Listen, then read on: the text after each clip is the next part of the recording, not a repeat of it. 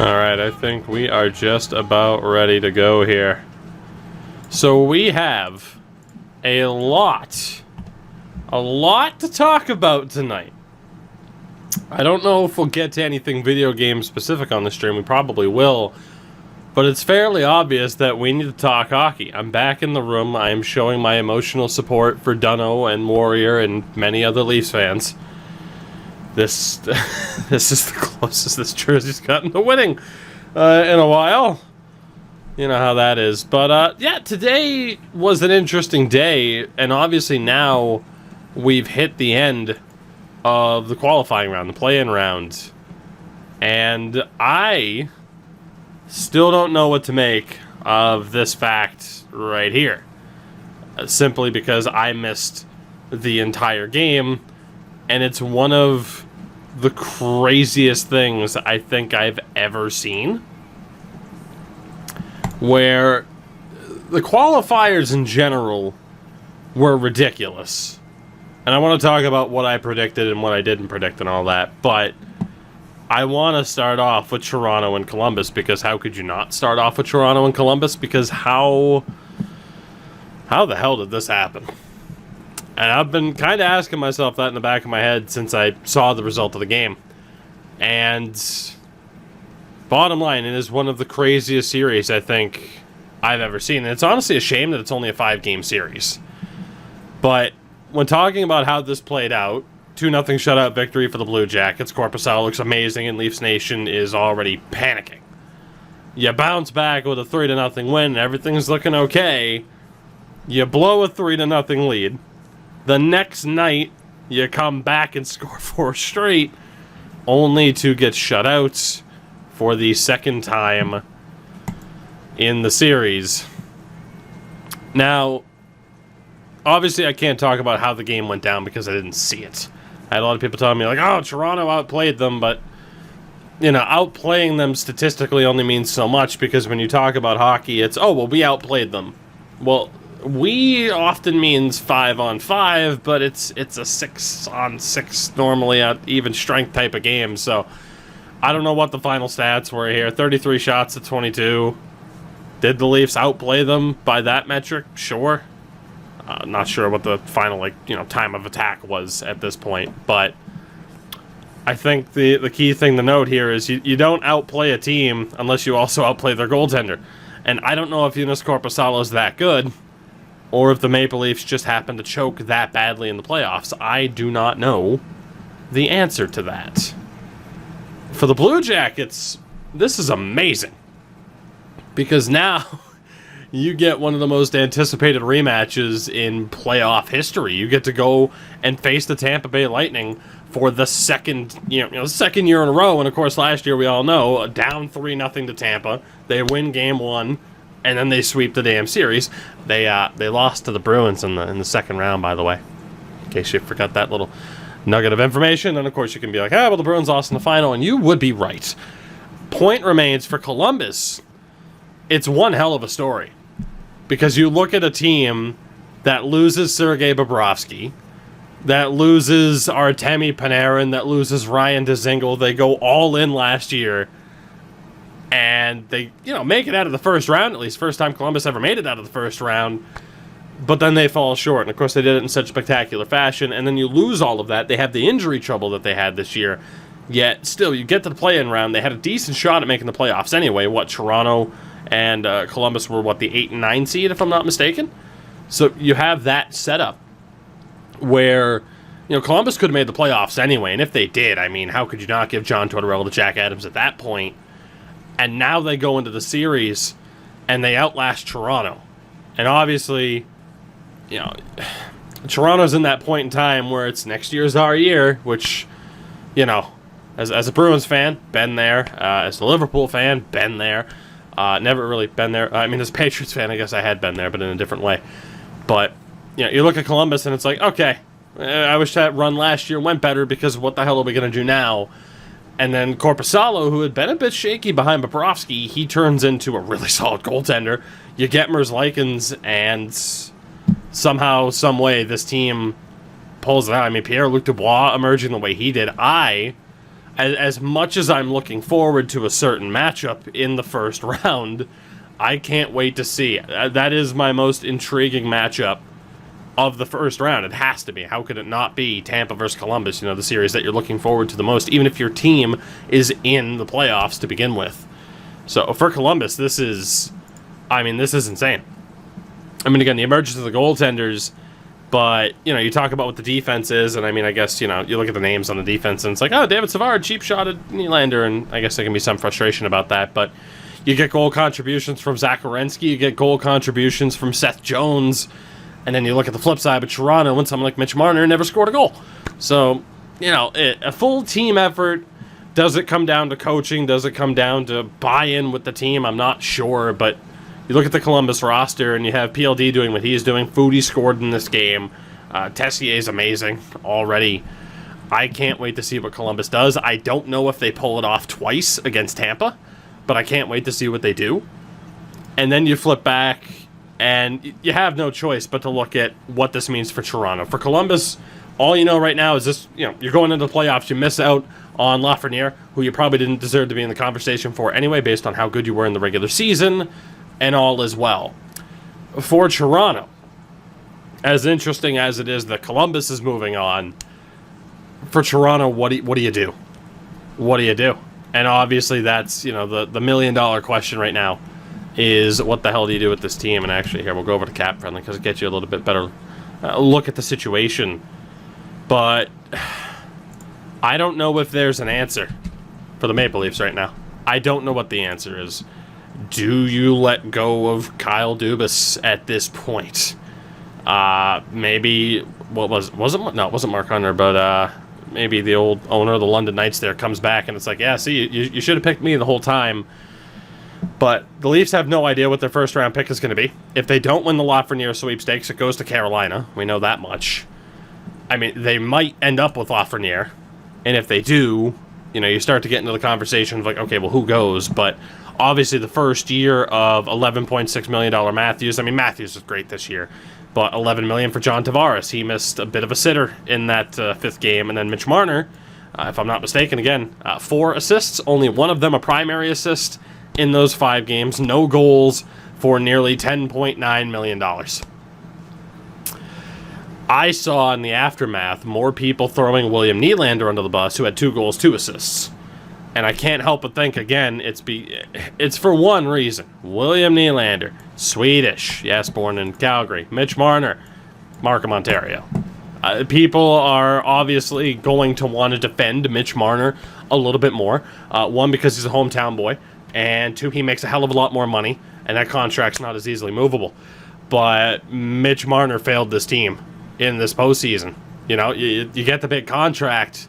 Fans expect you to live up to it. Regular season Mitch Marner was decent enough, but you get into this playoff situation now, and again, 4 points, 4 assists. 4 points in 4 games is pretty solid, 67 points in 59 games, but, he's not the biggest goal scorer in the world, but you need a little bit more out of Mitch Marner than what you got. And now that leaves you with the scenario of what the hell do you do this offseason? Because it feels like something's got to give here.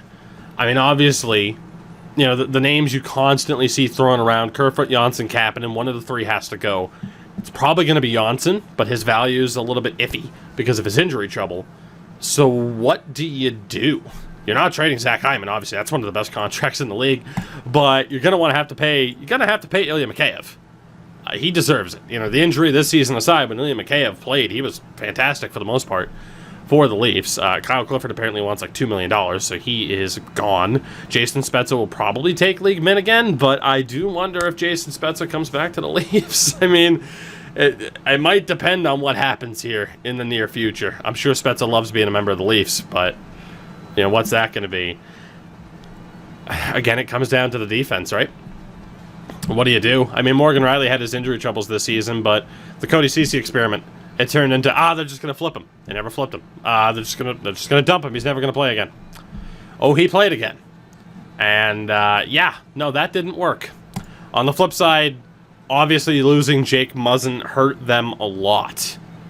And say what you want about the play, I do agree that cross-checking doesn't get called as much as it should, and PLD certainly cross-checked him, and it led to the incident, although the incident certainly seemed to be more of Muzzin's foot catching, on just bad ice. Let's be honest. It's in Canada, Toronto, and Edmonton, but let's be honest, it's going to be pretty difficult, even for the NHL to maintain solid ice levels in August. It's not really surprising. Oh, January 1st in Dallas they pulled it off. A little bit different. But point being, losing Jake Muzzin had a huge impact on this team, even if I think the injury was a little bit more fluky than directly Pierre-Luc Dubois' fault. And then you get to one of the big points here as well, Tyson Barrie. It didn't work. It didn't. You had to get rid of Nazem Kadri. And a lot of people are like, we never should have gotten rid of Kadri for Barrie. You had to do something.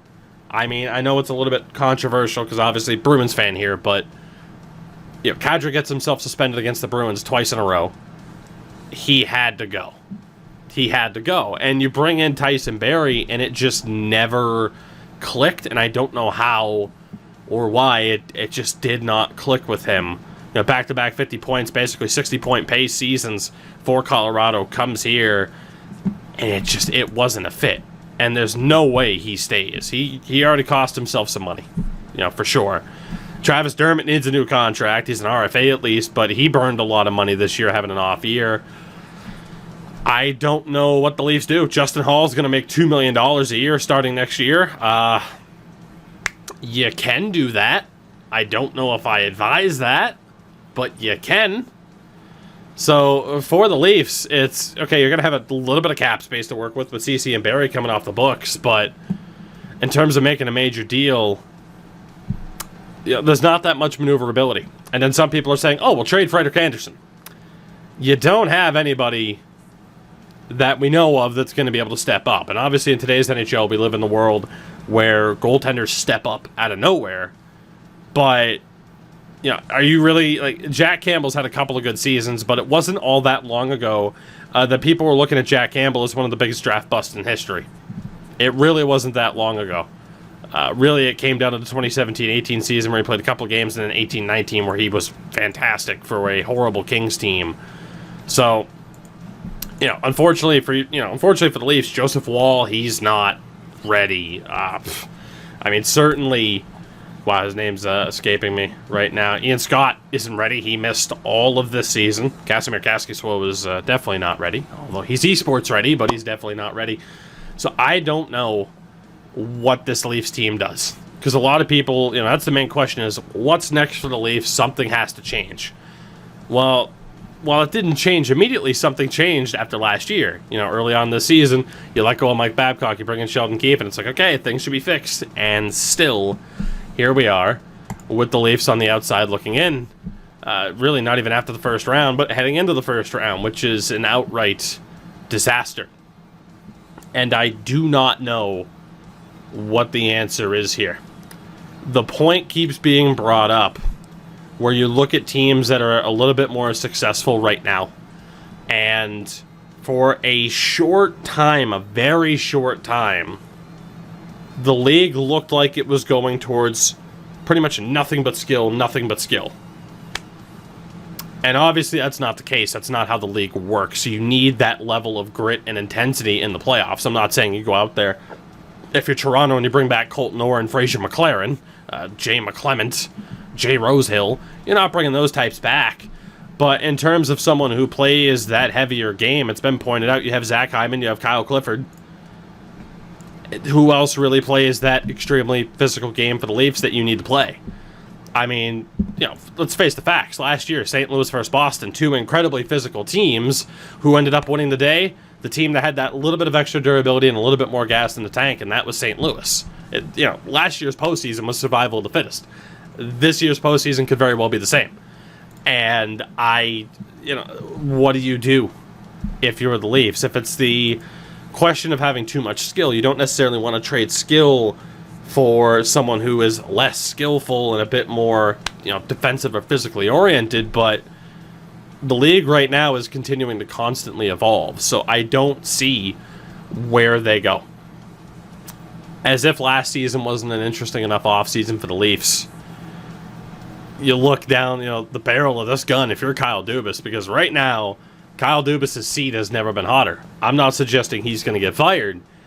But, you know, you sign Austin Matthews to the deal he's gotten. You sign Mitch Marner to this deal, and still no playoff success. Not even play-in success.